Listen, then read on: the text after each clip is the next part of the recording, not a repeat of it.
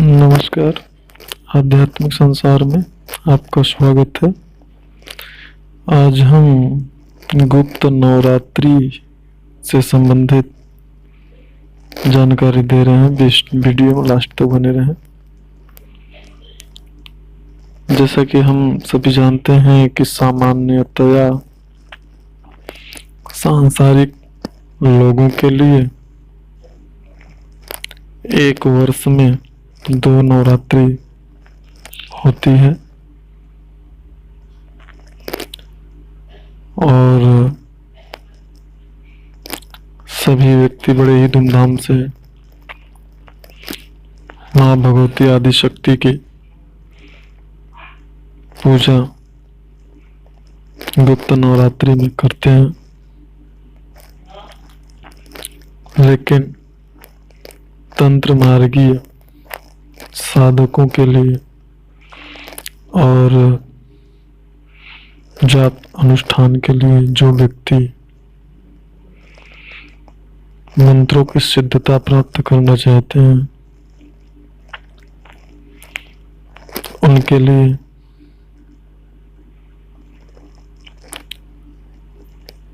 दो गुप्त नवरात्रि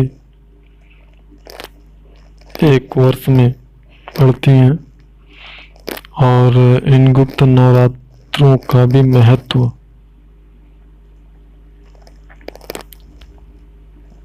सामान्य नवरात्रि जो मनाई जाती है उसी के गुप्त नवरात्रि का भी बहुत ही ज्यादा महत्व होता है तंत्र मार्ग में। और जो साधकगण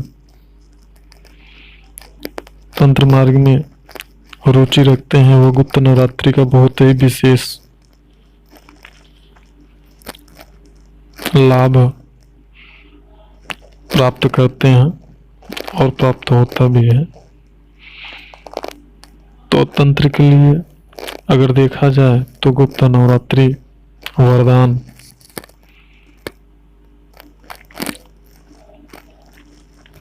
सिद्ध होता है और सामान्य जो प्रारंभिक साधक हैं वह भी अगर चाहें तो गुप्त नवरात्रि का बहुत ही बेहतर लाभ प्राप्त कर सकते हैं किसी भी साधना के लिए। गुप्त नवरात्रि में वैसे तो मुख्यतः मंत्रों को सिद्ध किया जाता है। विशेष प्रकार के जो मंत्र होते हैं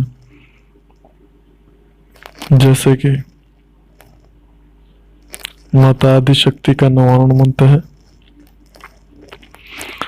नवारण मंत्र की भी साधना आप गुप्त नवरात्रि के दौरान कर सकते हैं और विशेष कृपा माँ भगवती की प्राप्त कर सकते हैं। साथ ही साथ जो प्रारंभिक साधक होते हैं वह गुप्त नवरात्रि में अगर चाहें तो जो प्रारंभिक साधनाएं हैं जैसे जिन साधनाओं को हम प्रारंभिक साधना के रूप में साधकों को सलाह देते हैं कि आप कर सकते हैं, ऐसी साधनाओं को वह गुप्त नवरात्रि में कर सकते हैं विशेष लाभ प्राप्त करने के लिए।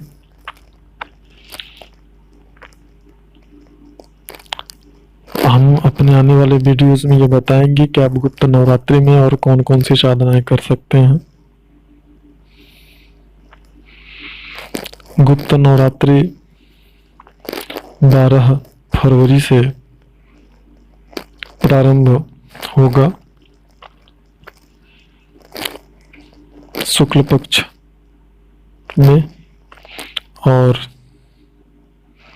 21 फरवरी को पूर्णावती होगी और इसमें जो साधकगण कलश स्थापना करना चाहते हैं वे सुबह 8 और 10 के बीच में कलश स्थापना कर सकते हैं। और जो साधकगण मंत्रों की साधना करना चाहते हैं वह 12 फरवरी से ब्रह्म मुहूर्त से संकल्पित करके गुरु से मार्गदर्शन प्राप्त करके मंत्र को गुरु दीक्षा में प्राप्त करके अपने अनुष्ठान को, अपनी साधना को प्रारंभ कर सकते हैं।